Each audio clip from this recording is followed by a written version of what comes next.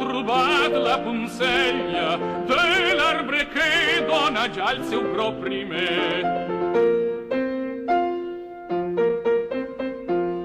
Oidà, perquè tu ets la més bella donzella i al teu entorn floreix la matller florix. És que ell se'l anirà a buscar. Rosa i blanca, Llavors la gent fa o les bulls, però les has de bullir estona, no? I després les aixafo per fer trinxat amb la mateixa aigua. Flor daubada, si m'estimes dia i nit, les boires de l'hivern a tu no t'han damnat, l'amor del Déu etern, no l'any tan callat, la matller florit, blanca i rosa de la flor, ha sorgit de la gebrada per ser flor del meu amor. Sant Sebastià de Montmajor és una església d'una sola nau amb transsepte que dona a la planta la forma de creu llatina. A l'interior podem veure un retaule renaixentista d'autor anònim.